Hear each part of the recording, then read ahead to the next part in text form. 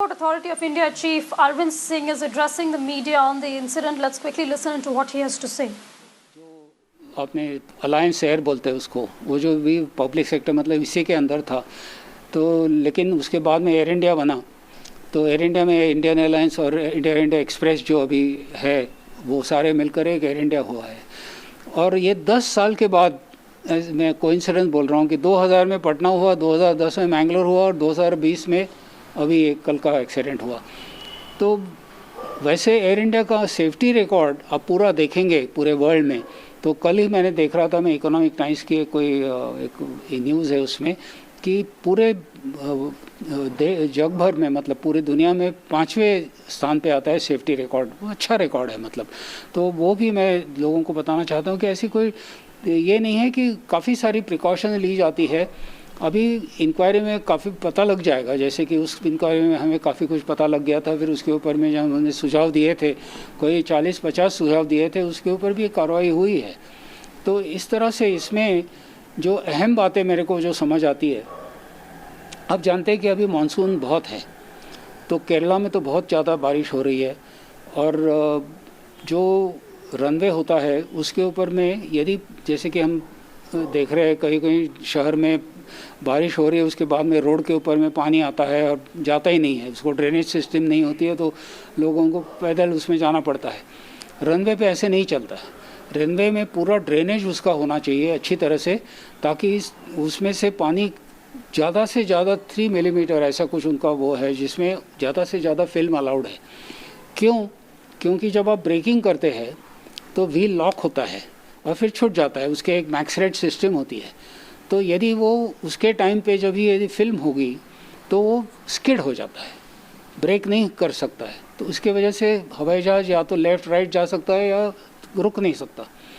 उसी में साथ साथ और एक बात भी हो सकती है, यदि जब जैसे कि आप हवाई जहाज़ उतरता है तो ये सारे जो पहिए होते हैं, उसके टायर जो होते हैं, उसके आपके रबर का होता है तो मेल्ट होता है, वो इतने ज़ोर से वो मतलब उसका मोमेंटम होता है तो वो मेल्ट होता है। आपने देखा होगा कि ऐसा धुआं टाइप निकलता है उसमें से, क्योंकि वो रबर उसमें निकलता है और उधर चिपक जाता है। वो रबर और पानी ये दोनों मिलकर यदि हो गया तो और भी मुश्किल हो जाती है, क्योंकि फिर हवाई जहाज़ रोकने के लिए उतना प्रॉब्लम होता है। इसको फ्रिक्शन टेस्ट कहते हैं। तो ये इसके बारे में मैंने पढ़ा था कि इस रनवे पे जैसे 2010 में हमारी इंक्वायरी हुई, 2011 में इस रनवे के ऊपर कोई ऐसे सुझाव दिए थे कि भाई रबर मार्क है, उनको निकालना पड़ेगा। रेसा है मतलब जो रनवे के बाद में जो एरिया होती है उसको एक्सटेंड करना है। तो लेकिन मैंने रिपोर्ट में पढ़ा है जो कोई ओपन लिटरेचर में कि काफ़ी सारी उन्होंने किया है, क्योंकि यहाँ पे तो बड़े बड़े हवाई जहाज़, जैसे पूना में बड़े हवाई जहाज़ नहीं आते, लेकिन वहाँ पे बड़े हवाई जहाज़ भी आ रहे थे, ताकि उन्होंने सारे जो है, मैं सोच रहा हूँ अभी इंक्वायरी को पता लग जाएगा कि उन्होंने सारे सुझाव के ऊपर वो किया होगा कार्रवाई। अभी जैसे मैं कहा कि रबर और जो है उसको हम मतलब स्क्रैप करते हैं और फ्रिक्शन टेस्ट करते हैं, तो इसके बारे में जो इंक्वायरी होगी उसमें कैसा होता है, इंक्वायरी में एक कॉम्पोजिट टीम होती है।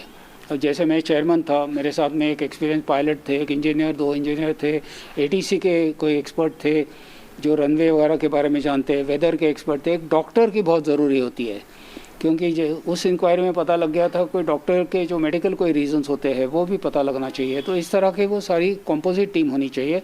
मेरे ख्याल में अभी तक मैंने नाम नहीं सुने हैं, लेकिन शायद वो हो जाएगा। इसमें और एक हुआ है कि जब हवाई जहाज़ स्किड होके उसका कॉकपिट वॉल पे लग गया, इसकी वजह से दोनों कॉकपिट में जो पायलट थे उनकी मौत हो गई, लेकिन टेल पोर्शन सेफ है, इसलिए उनको जो डिजिटल DFDR बोलते हैं हम लोग, मतलब digital flight data recorder, black box कहते हैं ना, तो वो मिल गया है, मैंने सुना उसको वो मिल गया है।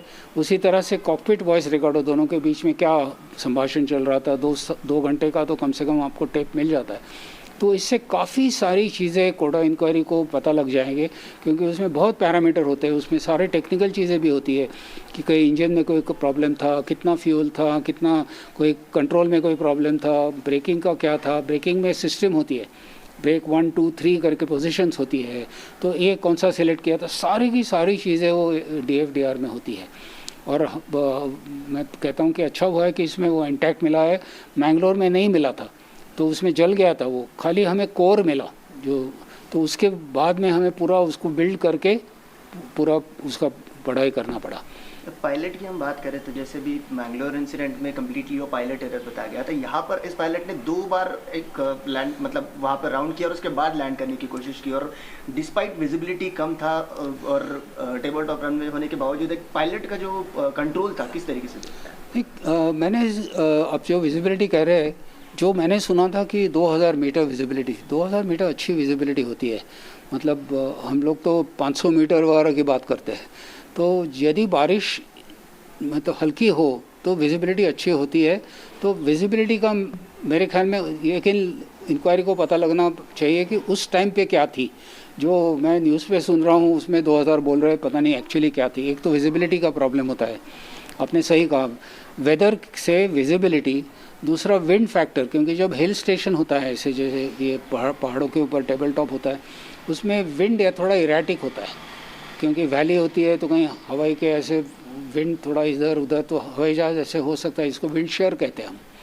पॉकेट्स होते हैं जैसे कि हवाई जहाज़ एकदम नीचे आ सकता है वगैरह। तो ये सारी चीज़ें कंट्रोल पायलट करता है और लैंड करता है।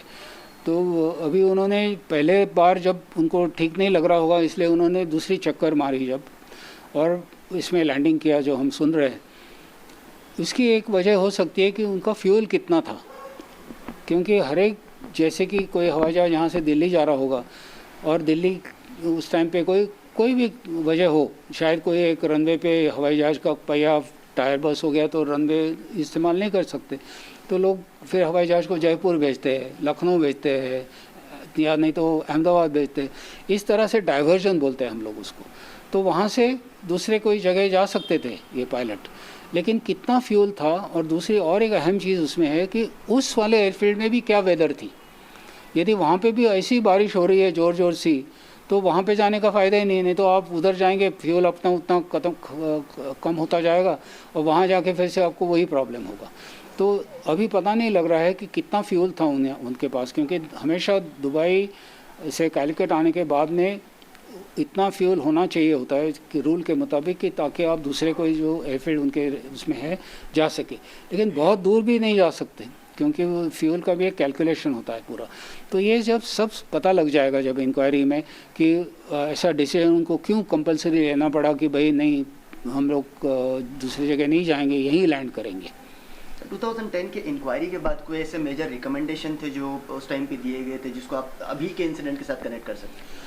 नहीं, हमने तो काफ़ी सारे मतलब 40-50 रिकमेंडेशंस थे उस टाइम पे। तो वो थोड़ा मतलब अलग था, क्योंकि एक तो वो पायलट जिसको विंडो ऑफ सर्किडियन लो कहते हैं सो गया था।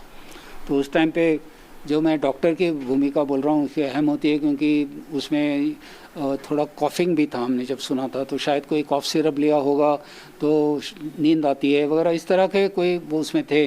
क्योंकि जब आप काफ़ी देर